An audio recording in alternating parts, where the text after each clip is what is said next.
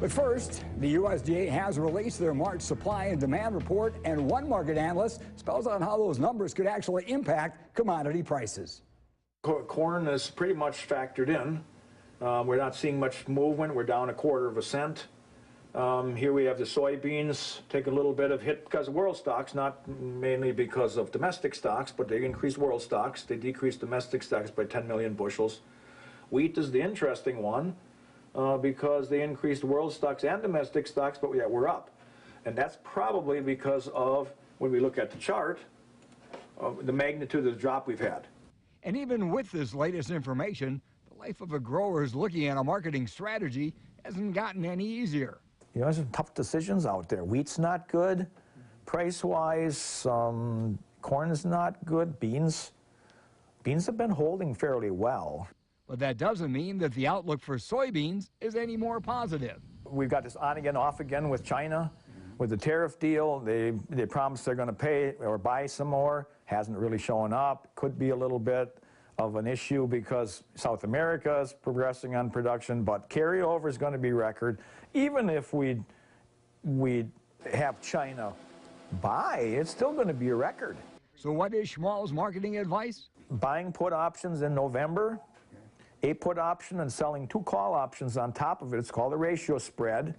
You can do that for a fairly reasonable price. In corn, basically, I'm looking at the same thing, other than I want to wait for a little bit more of a rally coming in, which I think could happen in spring. And under these current market trends, Schmalz is emphasizing that growers have to take advantage when the market provides them with a price window. There's always opportunities sometimes during the year, and I generally say there's 2 opportunities. Usually it happens in spring and then again in a weather market. The USDA also shared new dairy numbers, although they are pretty much a continuation of what we've been seeing over the past 4 years. Dairy here is actually under pressure because cheese prices are under pressure. We're not really seeing anything exciting coming into there at the present time. We see the last 2 days we really took a pretty good dump. And that continues to be because of excess supplies. So if we're going to see an improvement in price, either demand must increase or production must be reduced. The best would be increased demand. But if we just look at the production side, we need to see milk production fall below the previous year. And then after we see that we tighten milk supply, then we have to see inventories come down. Because we had the cold storage report out, and that showed record total cheese inventory again. So we have to see those things come in place unless we can increase that demand. And of course, the political situation and everything could help in that if that's finally settled. But I'm not real optimistic we're going to see, you know, explosive milk prices this year. So if that is the case, what can a producer do to have a better 2019? There are opportunities at times. There's different things you can do, options. We have the Dairy Revenue Protection.